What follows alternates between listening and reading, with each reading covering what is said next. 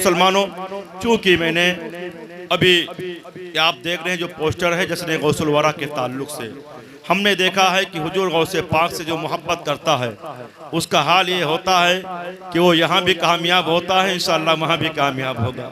इसलिए कि उस निशानी के जो सगहे नहीं मारे जाते, जो गौसे आजम के गुलामी के निशानी का पट्टा अपनी गर्दन में बांध लिया है, याद रखो उसे कहीं नहीं मारा जाएगा। और क्यों ना हो, इसलिए कि बरेली के इमाम ने हमें सिखाया है कि अगर कहीं से अपने अदब और एहतराम कि अगर कहीं भी आपको खराज पेश करनी हो तो वो गौसे पाक की बारगाह में पेश करिए। और अपने आप को अगर पहचान करवाना है तो याद रखो अपने आप की पहचान बहुत बड़े अल्लामा से नहीं, बहुत बड़े फहामा से नहीं, बहुत बड़े पीर से नहीं, बहुत बड़े आलिम से नहीं, बहुत बड़े मुहद्दिस से नहीं, बल्कि अगर गौसे पाक की मोहब्बत के साए में जीना चाहते हो तो तुम दुनिया को बता दो तुझसे दर से सख्त से है मुझको निस्बत, मेरी गर्दन में है दूर का डोरा तेरा। नारे तकबीर, नारे रिसालत, मसलके आला हजरत, फैजाने सरकारे गौसे आजम, नारे रिसालत जिंदाबाद जिंदाबाद। ये औलिया किराम की मोहब्बत याद रखिए हमारे लिए यहाँ भी काम आने वाली है और वहाँ भी काम आने वाली है। इसलिए तेरे गुलामों का नक्शे कदम है राहे खुदा, वो क्या बहक सके जो ये सुराग लेके चले। जो अल्लाह वालों का तरीका है सही मानों में वही निजात का तरीका है, अल्लाह वालों का जो रास्ता है सही मानों में वही निजात का तरीका और रास्ता है। आज हम और आप क्यों अल्लाह वालों का तस्करा करते हैं? कोई महफिल होती है तो गौस पाक का तस्करा हो रहा है, कोई महफिल हो रही है गरीब नवाज का तस्करा हो रहा है, सैयद सालार मसूद गाजी का तस्करा हो रहा है, मखदूम सिमना का तस्करा हो रहा है, आला हजरत सरकार का तस्करा हो रहा है, शेर बेशेल सुन्नत का तस्करा हो रहा है, मुशाहिद मिल्लत का तस्करा हो रहा है, ताजु शरिया का तस्करा हो रहा है। ये क्यों हो रहा है? इसलिए कि इन लोगों ने अपने नाम को कहीं रोशन नहीं किया है, अपने जात को कहीं नहीं बताया है, बल्कि अल्लाह की रजा के लिए अपने आप को इस तरह फना किया है कि अपने आप को जब अल्लाह की रजा में फना कर दिया है तो हाल ये हुआ है उस बेनिशानों के निशान मिटते नहीं, मिटते मिटते नाम हो ही जाए। जिंदाबाद जिंदाबाद माशाअल्लाह। चूंकि बात आ गई है अल्लाह वालों से हम अपना रिश्ता कायम रखें। शेख सादी रहमतुल्लाह अलैह अपने बचपन का वाकया बयान करते हैं कि एक बार मैं अपने वालिद के साथ जा रहा था, ईदगाह नमाज के लिए जा रहा था। मेरे वालिद ने कहा कि मेरी उंगली को मजबूती के साथ पकड़े रहना। कहते हैं कि मैं बड़ी मजबूती के साथ अपने वालिद का हाथ पकड़े हुए था, चला जा रहा था। कसीर तादाद में लोग नमाज के लिए जा रहे हैं, भीड़ है। कहते हैं इस भीड़ में मेरे वालिद अपनी उंगली दिए हुए हैं और बड़ी मजबूती के साथ हम पकड़े हुए हैं। मेरे वालिद बार बार कह रहे हैं, ए बेटे उंगली ना छोड़ना वरना इस मजमे में गायब हो जाओगे, ए बेटे उंगली ना छोड़ना वरना इस भीड़ में गायब हो जाओगे, परेशानी आ जाएगी। आप कहते हैं कि मैं अपने वालिद की उंगली को पकड़े हुए जा रहा था। कहते हैं बचपना है, मैंने देखा कि कुछ बच्चे खेल रहे हैं। कहा मैं जब बच्चों को खेलते हुए देखा मुझे ये याद ही नहीं रहा कि मेरे वालिद ने मुझे क्या नसीहत की है। मैंने अपने वालिद की उंगली को छोड़ा और उसके बाद उन बच्चों के साथ खेलना शुरू कर दिया। कहते हैं बच्चों के साथ खेलता रहा यहाँ तक कि जब मुझे ख्याल आया कि हमने अपने वालिद की उंगली को छोड़ दिया है। कहते हैं अब ख्याल जब आया तो मैं परेशान हो गया, मैं रोने लगा कि अब इस भीड़ में अपने वालिद को मैं ढूंढूं कहाँ। कहते हैं इस परेशानी के आलम में मैं इधर उधर देखने लगा। मेरा बाप भी परेशान मुझे ढूंढता हुआ आके मिला और कहा कि तुमको मैंने बार बार कहा था मेरी उंगली ना छोड़ना वरना गायब हो जाओगे और तुमने उंगली छोड़ दी। कहा ए मेरे वालिद गिरामी मुझसे भूल हो गई, मुझसे चूक हो गई। कहते मेरे बाप ने मुझे छिड़का और कहा आइंदा ऐसी गलती न करना। उंगली मुझे थमाया और फिर मैं उनके साथ मस्जिद और ईदगाह गया। अब आप कहते हैं जब मैं बड़ा हुआ और जब मैं उस अपने बचपन के वाक़े को याद करता हूँ तो मुझे एक नसीहत, मुझे एक पैगाम मिलता है। वो पैगाम ये मिलता है कि लोगों अगर मजमा कसीर हो, अगर लोगों की भीड़ हो तो अगर कोई तुम्हारा बड़ा तुम अपनी उंगली दिए रहे, अपना हाथ दिए रहे तो उस हाथ को ना छोड़ना वरना उस भीड़ में गायब हो जाओगे। बिला तस्बीह मैदान मैशर से ज्यादा कहीं भीड़ नहीं है, मैदान मैशर से ज्यादा कहीं भीड़ नहीं होगी। इसलिए मैदान मैशर में अगर तुम भटक गए तो याद रखो तुम्हें कोई रास्ता देने वाला नहीं होगा। इसलिए अगर दुनिया में अगर गुम होने से बचना है तो किसी बड़े का दामन थामे रहो और मैदान महशर में अगर उस भीड़ में गुम होने से बचना है तो अल्लाह के वलियों का दामन थामे रहो। अगर अल्लाह के वलियों का दामन थामे रहो तो याद रखो फिर हम तुम्हें कोई वहां भुलाने वाला नहीं होगा, भटकने वाला तुम्हारे पास कोई चारा नहीं होगा। बल्कि अगर हमारे हाथों में शेर बेशैल सुन्नत का दामन है, आला हजरत का दामन है, ख्वाजा अजमेरी का दामन है, गौसे आजम का दामन है, तो ये हजरत हमें ले जाकर हसन हुसैन से मिला देंगे और हसन हुसैन मौला अली से मिला देंगे और मौला अली नबी से मिला देंगे। नारे तकबीर, नारे रिसालत, मसलके आला हजरत, फैजाने सरकारे गौसे आजम, नारे तकबीर, नारे रिसालत, जिंदाबाद जिंदाबाद। हजरत अल्लाह वालों का दामन अगर हम यहाँ थामे रहे इंशाअल्लाह गुमराह नहीं होंगे। और अगर मैदान ये दामन मजबूती के साथ हमारे हाथों में रहा, और खास तौर से याद रखिए मुसलमानों, चाहे जो सच्चे पीर हैं, जो अच्छे पीर हैं, वो नहीं कहते मुरीद हो जाओ, तुम हमारे मुरीद हो गए, अब तुम हमारे लिए खेती हो, नहीं, दामन उनका होता है। लेकिन सही मानों में अगर देखा जाए तो गौस पाक के गुलाम बनाते हैं और कहते हैं कहो हमने अपना हाथ गौसे आजम के हाथ में दिया, तो जब पीराने पीर का दामन मिल जाएगा तो याद रखो मुसलमानों, हम पीराने पीर की बारगाह में तो ये हमेशा कहते रहते हैं और ये दुनिया को बताते रहते हैं, ए दुनिया वालों याद रखो हम किसी ऐसे गैर पीर के मुरीद नहीं हैं, हम उस पीर के मुरीद हैं जिस पीर के बारे में इमाम अहले सुन्नत ने कहा है वह क्या मर्तबा है, गौस है माना तेरा, ऊंचे ऊंचों के सरों से कदम आना तेरा, सर भला क्या कोई जाने की है कैसा तेरा, औलिया मलते हैं आंखें वो है तलवा तेरा। नारे तकबीर, नारे रिसालत, अज़मते सरकारे गौसे आजम, नारे तकबीर, नारे रिसालत, अल्लामा सैयद शहजाद मियां साहब क़िबला। और हम लोग तो बचपन से ही हुजूर हनफी साहब क़िबला तशरीफ फरमा हैं, जिनकी बारगाह से वाबस्तगी का आलम रहा कई सालों तक।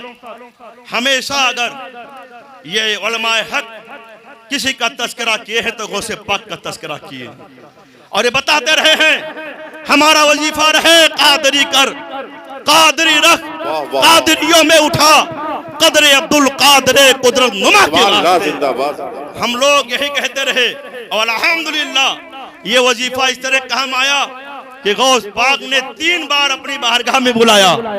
वहां के खाक, वहां के जर्रे हमारे लिए मोती बनकर दामन में रहे और 3 बार गौसे पाक की बारगाह में हाजिरी हुई। और वहां जाने के बाद यकीनन हम जैसे लोगों ने आला हजरत की ज़बानी कहा था तेरी सरकार में, और नबी गौसे पाक की बारगाह में कहा था ए शहंशाह बगदाद हम आपके दर के भिखारी हैं, अब आपके दर के मांगते हैं, सरकार हमें दामन करम में जगह दीजिए ताकि हमारा बेड़ा यहाँ भी पार हो, हमारा बेड़ा वहां भी पार। जिंदाबाद जिंदाबाद। नबी कौनैन की बारगाह में हाजिरी हुई तो फिर यही कहा या रसूल अल्लाह जात मेरी है, बारगाह आपकी है, लेकिन वसीला बगदाद के ताजदार की है, तेरी सरकार में लाता है रजा उसको सफी जो मेरा गौस है लाडला बेटा तेरा।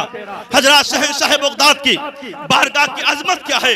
बहुत से ऐसे औकात हमारे जिंदगी में आते हैं कि हम सोचते हैं कि हम क्या हैं, दामन हमने थामा पीर का, दामन हमने थामा गौसे पाक का, लेकिन हमें मिला क्या, हम तो बस वैसे के वैसे हैं, नहीं, बल्कि हम कभी ये महसूस ना होने दें, इसलिए कि गौसे पाक की गुलामी की शान यह है कि इंशाअल्लाह ताला उस निशानी के जो सग हैं नहीं मारे जाते, हश्र तक मेरे गले में रहे पट्टा तेरा। मुसलमानों यहाँ गौसे पाक की गुलामी काम आएगी और कल मैदान महशर में भी गौसे पाक की गुलामी काम आएगी। एक आपके बारगाह के बुजुर्ग हैं जो आपकी बारगाह में पानी पिलाते हैं, पानी पिलाने वाले बाबा के नाम से मशहूर, जिनका नाम है मोहम्मद अली बारिखी। आपके मज़ार के बारे में जब मालूम किया गया तो पता चला बगदाद शरीफ में गौसे पाक के आस्थाना के सामने एक मस्जिद, उसी मस्जिद के सहन में आपका मज़ार आ गया है।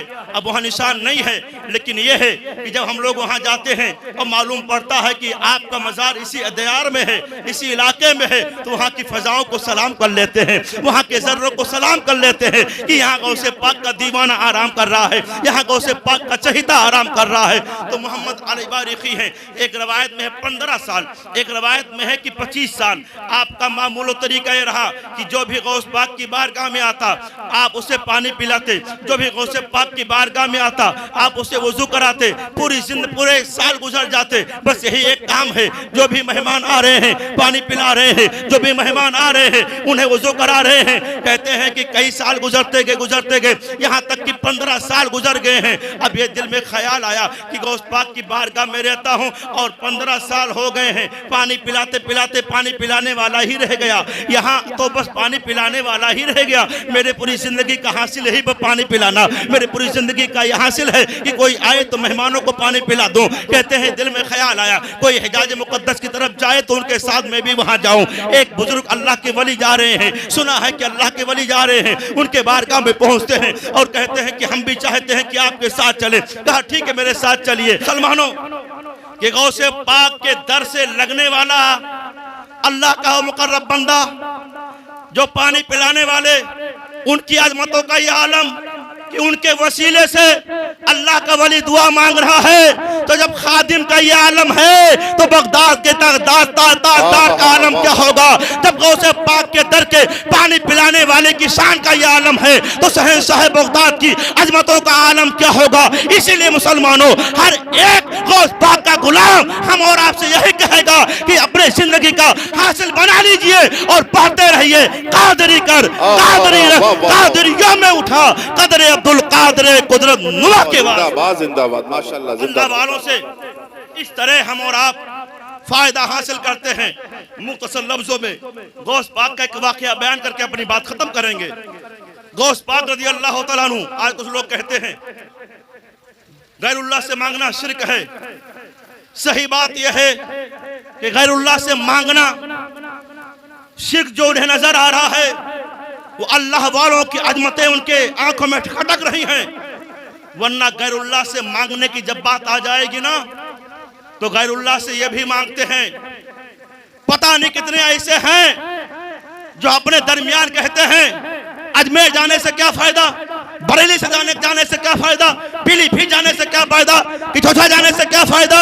लेकिन हमने खुद देखा है कि जब उनको कोई परेशानी आती है तो कहीं नहीं ठहरते हैं, अजमेर जाते हैं और जाकर वहां जान में अदब कहते हैं करके और गरीब नवाज से मांगते हैं। पता चला मुसलमानों, हमारे वालमा ने बहुत पहले कह दिया था ये लोग मानते हैं तो मजबूर होकर, हम मानते हैं तो मसरूर होकर। इसलिए हम और आपका अकीदा यह है कि अल्लाह वालों से को वसीला बनाया जाए और अल्लाह वालों के वसीले से अल्लाह अता फरमाता है। गौसे पाक की बारगाह में एक बार एक इलाके में ताउन का मर्ज फैला, लोग परेशान हो गए, मरने लगे। तबीबों ने तबाबत की, दवा की, इलाज किया, कोई किसी को फायदा न हुआ। अब चारों तरफ से जब मायूस हुए तो सोचा अब कहां जाएं। बाद में लोगों ने इत्तिफाक राय किया कि बगदाद में एक अल्लाह के मुकर्रब बंदे शेख अब्दुल कादिर जिलानी रहा करते हैं, चलो उनकी बारगाह में चलते हैं। और उसके बाद वो सारे लोग आए, हुजूर गौस पाक की बारगाह में सरकार करम फरमाइए, इसलिए कि हमारे इलाके में वबा फैली हुई है, लोग मर रहे हैं।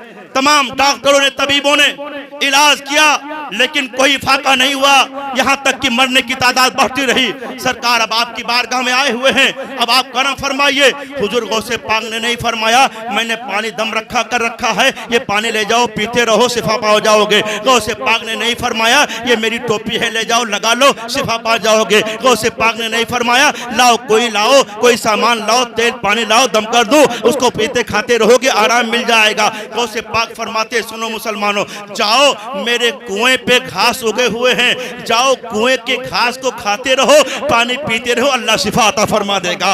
अब मैं यहाँ आपको एक नुक्ते की तरफ लेके जाना चाहता हूँ। गौसे पाक ने कहाँ भेजा है? कुएं के पास भेजा है। और कुएं के पास जो घास उगे हुए हैं उन घास को खाने के लिए कहा है। अब आप अंदाजा कीजिए जब कोई कुएं पे पानी लेने के लिए जाएगा तो क्या घास पे पैर नहीं पड़ेगा? क्या गौसे पाक के उस कुएं पर जो घास उगे हुए हैं क्या लोगों के पैर नहीं पड़ेंगे, लोगों के वही पैर पड़ेंगे, इसलिए कि लोग अपने पैर से चलते हुए जाएंगे। और अक्सर देखा गया कुआं के किनारे अक्सर घास उगे रहते हैं और लोग जाते हैं और उसके बाद अपने पैर को रखते हैं। शहंशाह बगदाद अपने दरे नाज से बताना चाहते हैं, ए लोगों जो मेरे पास मरीज आए हुए हैं, सुनो सुनो, उनको हमारे दर की अजमत की बात ही अलग है। जहां मेरे गुलाम अपने कदम रखते हैं, उस घास को जो लोग मरीज खा लेंगे, अल्लाह उन्हें शिफा अता फरमा देगा। जब गौसे पाक के गुलाम पे कदमे नाज की अजमतों का ये आलम है, तो शहंशाह बगदाद के जलवे का आलम क्या होगा। तभी बरेली के इमाम ने कहा है, वाह क्या मर्तबा ऐ गौसे वाला तेरा, ऊंचे ऊंचों के सरों से कदम आला तेरा, सर भला क्या कोई जाने की है कैसा तेरा। औलिया मरते हैं आगे वह तलवा तेरा, मुजरे चिश्तो बुखारा वही राकोज में, कौन सी किश्त में बरसा नहीं छाला तेरा। जिंदाबाद जिंदाबाद। मुसलमानों को से पाक क्या सदका ही मिला है कि जो आज हाजी इदरीस साहब के बच्चे, जो आज इतना अजीमुशान प्रोग्राम इस इलाके में, जिस इलाके में शेर बेश अहले सुन्नत के बड़े एहसान हैं, शेर बेश अहले सुन्नत का जो भी इलाका माना गया है मुसलमानों, उस इलाके की सुन्नियत चमक रही है। और सही बात यह है कि जो शेर बेश अहले सुन्नत ने पैगाम में हक आम किया है, कहीं भी अपने बाप दादा का तस्करा नहीं किया। अगर तस्करा किया है तो रसूल कायनात की शरीयत का तस्करा किया है। अगर तस्करा किया है नामुस रिसालत पे आपने पहरेदारी की दी है सरकार शेर बेश अहले सुन्नत का। और याद रखिए मुसलमानों, शेर बेश अहले सुन्नत जंगल का शेर का होना और है और जंगल के शेर का होना और है। शेर अगर मैदान में रहे, शेर अगर किसी खिलाड़ी के पास रहे, शेर अगर किसी घर की रखवाली करे, शेर अगर कहीं सर्कस में तमाशा दिखाए, उस शेर की बात और होती है। लेकिन जो शेर जंगल में रहता है उस शेर को शेर बबर कहते हैं। इसलिए शेर बेश अहले सुन्नत ने कहा था, सगहू में उबैद रज़वी गौसो रज़ा का, आगे से मेरे भागते हैं शेर बबर भी। नारे तकबीर, नारे रिसालत, मसलके आला हज़रत की अजमतों के साए में हम सबको अच्छी जिंदगी अता फरमाए और उनसे मोहब्बत करने का हमें तरीका सलीका अता फरमाए। प्यारे हबीब को पुकार, प्यारे नबी का नाम ले, दामन मुस्तफा में आ पाए।